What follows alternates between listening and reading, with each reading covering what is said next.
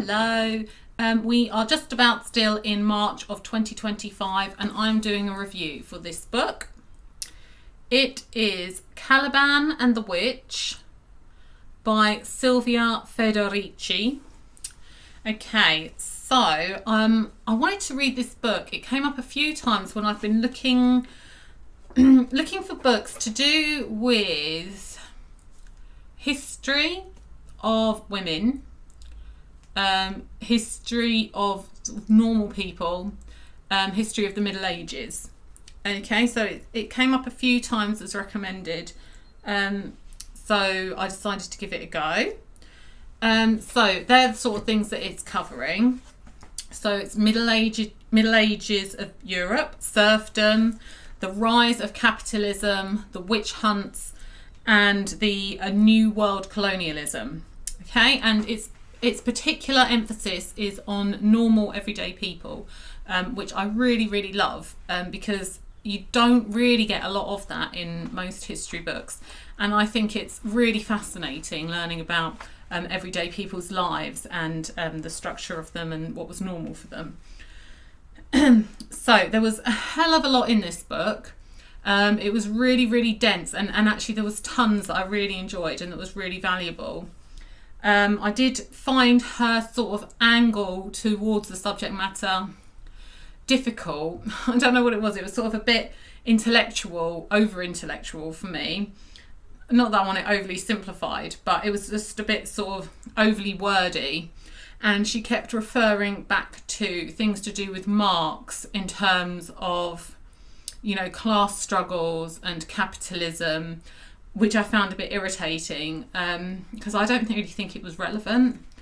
And she had some strange phrases of like primitive accumulation, which comes from Marx, which I just didn't get on with that phrase at all, and I didn't really feel that it actually described what she was talking about very well.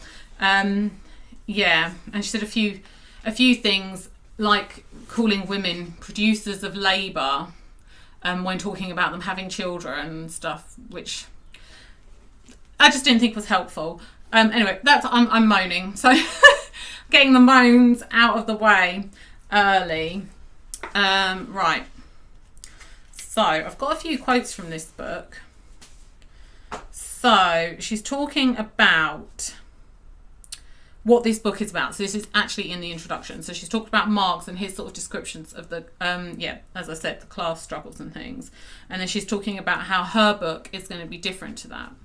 Okay, so they include 1, the development of a new sexual division of labour, subjugating women's labour and women's reproductive function to the reproduction of the workforce. 2, the construction of a new patriarchal order based upon the exclusion of women from waged work and their subordination to men. 3, the mechanisation of the proletarian body and its transformation, in the case of women, into a machine for the production of new workers. Most important, I have placed at the centre of my analysis of primitive accumulation the witch hunts of the 16th and 17th centuries, arguing that the persecution of the witches in Europe as in the New World was as important as colonisation and the expropriation of the European peasantry from its land were for the development of capitalism. Okay, so as you can see, she's quite wordy and she's got these sort of phrases that she uses. But actually what she's talking about is really interesting. So she's talking about what was actually happening with women, how were their lives changing, how was their role in society changing, and how was the value and worth of that role changing. And I actually think that she talked really well about that. It is a very disempowering time for women. I mean, one of the things I always find strange looking historically at women is when you talk about women being all sort of suppressed and meek and powerless and things like that. I always think that just doesn't chime with, I know some women are naturally like that, but I don't think the majority of women are naturally like that.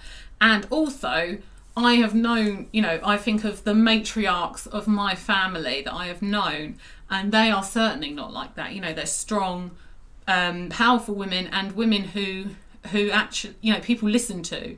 and things like that. So it really just doesn't chime with this story that we're told that women's history is. So she's certainly talking about how the rise of capitalism, as opposed to what was there before, really subjugated women in a lot of ways. And she explains that actually very well, because sometimes she can come across a bit too much like, oh, it's all men's fault. And I don't want to fall into that trap. And I think actually what she was saying doesn't fall into that trap, despite the way it's sometimes worded. This is a really difficult book to review, because there was like so much in it that I thought was really, really good, but I kind of didn't like the way that it was written. Okay. Anyway, so she talks firstly as well about the development of serfdom in the European Middle Ages. This is so fascinating to understand what life was like for normal people. You really need to understand these things about serfdom and early capitalism for sort of the way people's lives were, their living standards and things like that. So she talks about that serfdom became the norm sort of following the collapse of the Roman Empire, because the Roman Empire had with it a slave system and then sort of free people and then the sort of upper classes. So with the loss of that trade of slaves, new slaves coming in, there was actually a lowering of the whole sort of free people into this serf system. That was very interesting. Now, what serfdom is you're sort of basically owned by the landowner, but you do have a level of freedom. So there's often sort of land that is owned, and she actually talks about how land was actually more commonly owned by families or couples rather than just one man. So there is some land owned, and that's your land, you can farm it, but you have to give a lot of sort of tribute to the landowner. So that might be a certain amount of what you grow, or animals that you rear, or days' labour that you have to give. And there are also other liberties that can be taken by the landowners, as she talks sometimes, it's these stories of history of the landowner, deflowering women on their wedding nights rather than their husband and things like that. So that's how it was. So and you would be working as a whole family. So men, women, children would all be working. And what she is saying is that even though that wasn't like a fun time for people necessarily, because you didn't have a lot of personal freedom to say move and things like that, there was in some ways more equality, because men, there was no wage system. Well, no, there was a wage system for certain works, but in general, this wasn't being done on a wage system. So men and women were both working in the family and children, and everybody's role was valuable and important and needed to keep things going. When you later moved on to capitalism, you were moving more into a system where the man earned a wage, and the woman, if she did earn a wage, it would be a much lower wage. And she was also expected to do a lot of work still around the home and things for free. So you've now put a value on certain work that was already being done and completely devalued certain work that was being done, which means, a great lowering of the worth of what women were doing. Also, in the time of serfdom, you had a lot of common land. So you had common woodland that people could use, people could graze their animals in common land. She's talking about sort of fishery, areas of fishing, which were the commons as well. And that was also lost in the rise of capitalism, which also meant that people were much less able to survive if they didn't have another income coming in or some land that they could farm themselves. And because of the enclosures and everything like that, people were then much, much more reliant on a waged job, or if you were a woman, being kept by a man, which is obviously again a loss of freedom for women, because they are then unable to survive on their own using land product from the commons and things like that. It's actually really, really interesting, and I think I don't want to get to the whole male-female thing has gone very strange, because you've obviously had the rise of sort of feminism, and then this sort of kickback against it, and now there's also this sort of man-hating thing, which, you know, it's all become a bit strange. But I think it's really important for understanding the complex sort of character of what it is to be a woman, because we've got all that history leading up to things. So trying to understand why there's this thing of women being powerless, or women feeling that they need men's protection, or the role of women being devalued. It's really important to understand all that through its historical factor, because we are a product of, you know, our parents, and they're a product of their parents, etc. So all those experiences will filter down to affect us. Okay, so so she talks a lot about the struggle against serfdom, which is really interesting as well. People didn't just, you know, roll over and accept that they had this shit situation. They did try and do something about it. She talks about, so the struggle against serfdom, so there was a lot of complaining that people did, refusals to work, and avoiding taxes, and doing bad work or paying bad tribute. And this is really fascinating, because so she was saying, if you look back in a lot of the rules and things of the time, where the tribute that people had to pay, or the work that they had to do, it might be, you know, I don't know, 10 leeks from your production, or 2 chickens, or whatever it was. She was saying there would be quite specific details about it, like the leeks had to be a certain size, or the chickens had to be a certain weight. And this was because people would try and give, you know, they didn't want to give this stuff to the landowner, so they would give their crappy stuff. So there was a lot of specification about exactly what it was, because people obviously were trying to get out of this, you know, complying with this unfair system. And that is all really, really interesting. The whole sort of struggle that people have made against this overarching and unfair system. And she also talks about the heretic movements of the time. So you've got things in Europe like sort of the Cathars and other movements as well, which, although religious movements, which are classified as heretical, were actually also social movements as well. Social movements pushing for more sort of equality and more freedom for people. And it's worth noting that these heretical movements were often crushed by the church. The Crusades, you know, being used against the people of Europe, not just outside people, as is more sort of well known. Okay. Page 31. Got a quote from there. So, although influenced by Eastern religions brought to Europe by merchants and crusaders, popular heresy was less a deviation from the orthodox doctrine than a protest movement, aspiring to a radical democratization of social life. Heresy was the equivalent of liberation theology for the medieval proletariat. It gave a frame to people's demands for spiritual renewal and social justice, challenging both the church and secular authority by appeal to a higher truth. It denounced social hierarchies, private property, and the accumulation of wealth, and it disseminated among the people a new revolutionary conception of society that, for the first time in the Middle Ages, redefined every aspect of daily life: work, property, sexual reproduction, and the position of women, posing the question of emancipation in truly universal terms. Okay, so it's really, really interesting. And then she talks about how, you know, those movements were crushed, but how they could actually, they were popular, you know, people, there was a lot of feeling behind this.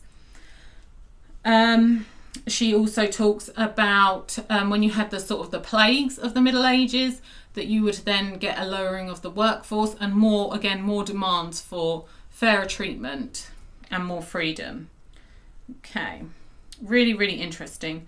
And then she talks about the moves to like control these movements and break them up, and pushing in this sort of breaking up. And she keeps referring to people as proles, which I don't really like that term, but the normal people, the working class, I suppose you'd call them. I don't really like that phrase either.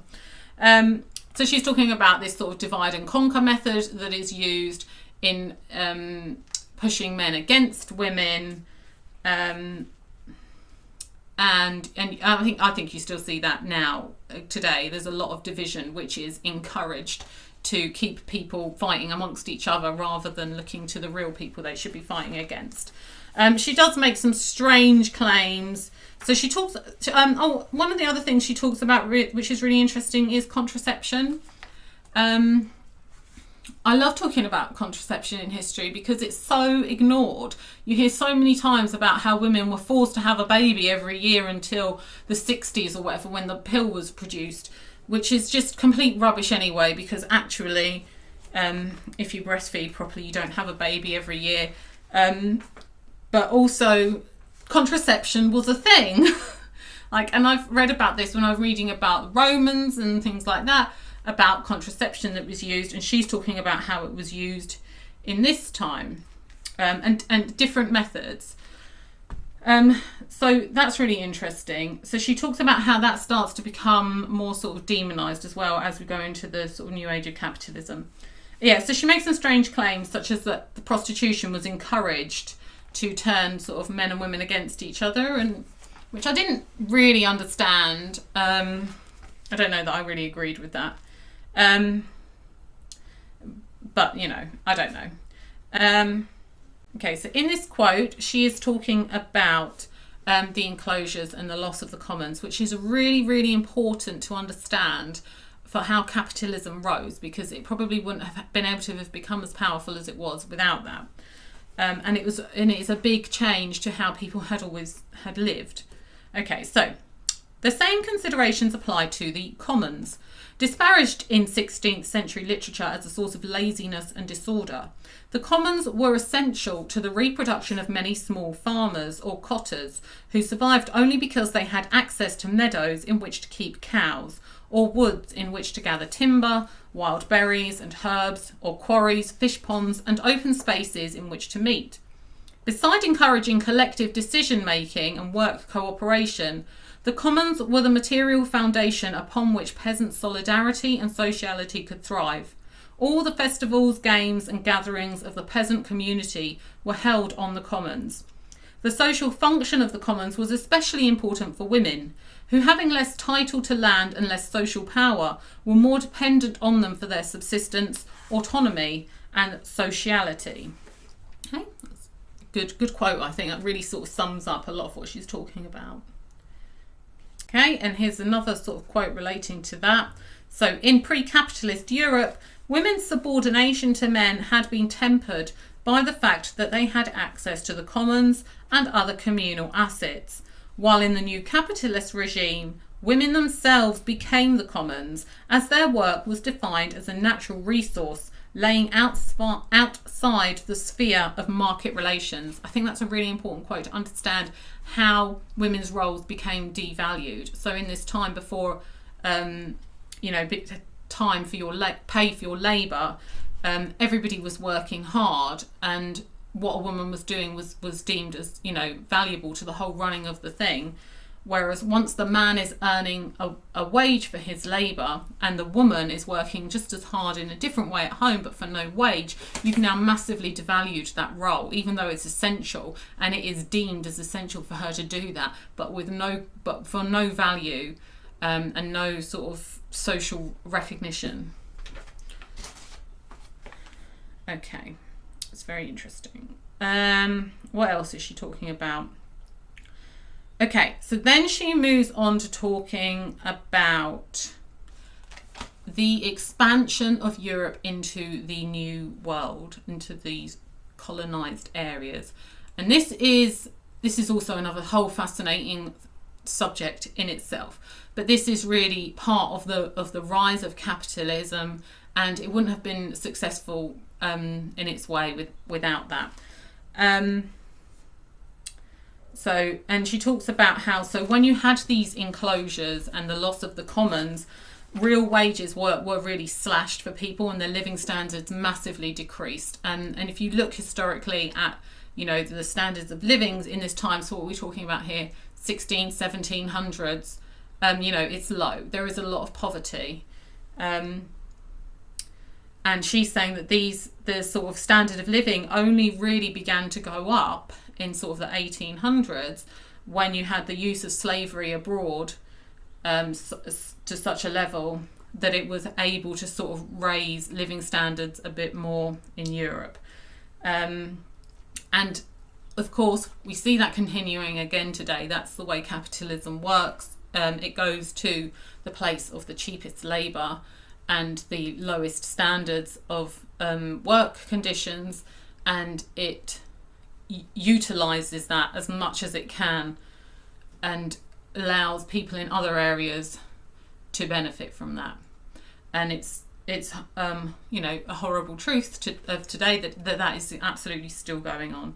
I also think it's really good to remember that everyday people in these times was having a shit time generally. And although living standards did increase as slavery increased abroad, it's not as if people were that was their system that they were bringing in, and they were still having a pretty hard time trying to drag themselves up in Europe as well. I think that needs to be remembered, that we haven't all spent the last 500 years with our feet up enjoying a cocktail. So she's talking about this move into the Americas initially. That's also very sad, because obviously, this was such a completely different culture that was, very nearly sort of wiped out and eradicated by something very brutal in its place. Okay, so now she's talking about when they're in the Americas. So, as often happened when Europeans came in contact with Native American populations, the French were impressed by Montagnais-Nascapi, obviously if I pronounced that awfully I apologise, generosity, their sense of cooperation and indifference to status, but they were scandalised by their lack of morals. They saw that the Nascapi had no conception of private property, of authority, of male superiority, and they even refused to punish their children. The Jesuits decided to change all that, setting out to teach the Indians the basic elements of civilization, convinced that this was necessary to turn them into reliable trade partners. Quotes like that, will just break your heart, really. When you believe in a better world and a better way of doing things, and you see that where it's been wiped out. Okay. So she talks about. So at the same time, you've got sort of the witch trials starting to start really revving up in Europe, and that this is really used to break women's any power and authority that women had, any special roles that women had, any respect that they had among people around them, and it was a really brutal thing. It was also being done religiously in this way of stopping women using any conception, and that they now have an obligation to just continue having children. So all these things are sort of instilling misogyny. And she also talks about how historically they've been really overlooked, everything that women went through. And I think you've got to try and understand the mental impact of seeing women who spoke out being sort of tortured and humiliated and even murdered, and the effect that is going to have on the other women around. That I think you can still feel that today, and I think a lot of women would agree with that. Okay, so she's talking about this in relation to the rise of capitalism.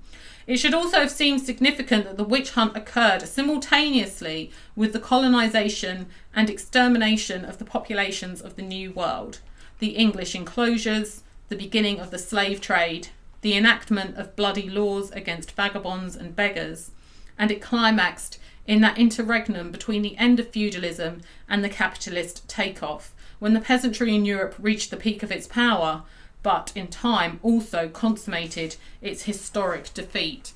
Okay, so she's saying about how these witch trials were really a vital part of that destruction of power among people, and the destruction, obviously, of women's power. within it. Because she talks about how a lot of, when there was all these rises against feudalism and protests and things, there would be many women involved in it, even women leading these protests and things. But this really, you know, destroyed women's confidence in their ability to be able to do those things, because they weren't going to be, you know, they were going to be penalised so hard.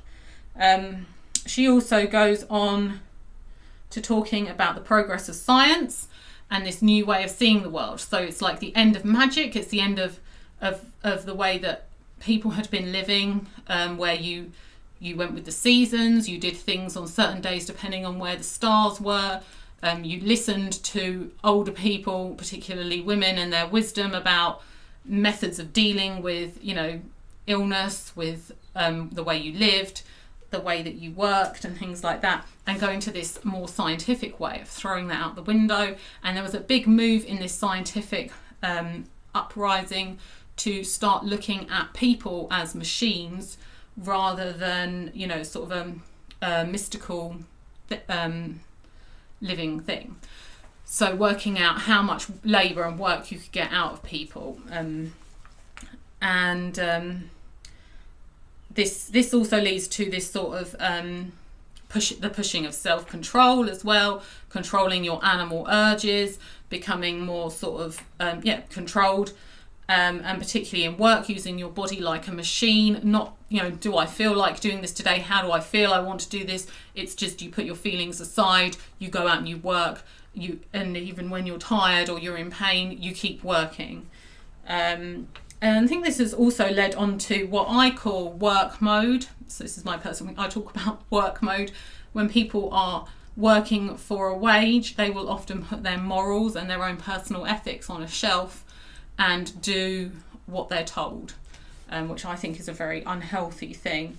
She also talks about, in this progress of science and understanding the body and seeing it as a machine, because you had this new interest in understanding how the body worked. So interestingly, she talks about the corpses that were used and cut open and things, and how people would try to protect their dead relatives' corpses from being taken to the surgeons, and it was usually people who had been condemned and things like that. So again, you know, it's the poor who are the price that's always paid. Yeah. So overall, she covers some really, really fascinating areas, and she's got loads of really good information in this book.